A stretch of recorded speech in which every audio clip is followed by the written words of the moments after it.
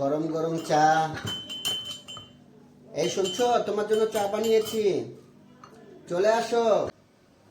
কিসে? এখন চা খাবো না, পরে খাবো। এই সকাল সকাল তাবাদারি আর ভালো লাগে না। এই চাও বানাবো, আবার স্বামীকে ডাক দেওয়া লাগবে। তুমি কি উঠবে? ঘুমাচ্ছি, তুমি দেখতে পাচ্ছ না? এত কিসের ডাকাডাকি?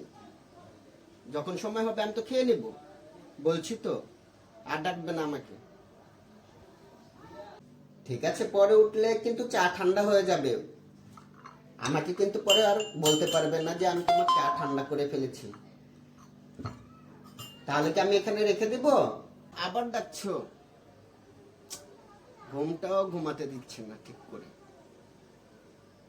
আমি তো বাবা বলেছি এখন খাবো না। তুমি কি বুঝতে পারো না আমার কথা? কেন যে শালা বিয়ে করেছিলাম। তাহলে কি আমি এখানে রেখে দেব? আচ্ছা ঠিক আছে, আমি রেখে দিচ্ছি। তুমি পরে এসে চাটা খেয়ে নিও। বিয়ে করেও শান্তি নেই, স্বামীর ঘরে আসলেও জ্বালা। সকালবেলা ঘুম থেকে উঠা লাগবে, চা দেওয়া লাগবে, নাস্তা দেওয়া লাগবে, কত পেরা।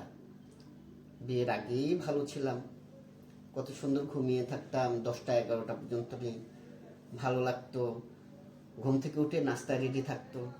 এখন কি জ্বালা মরা।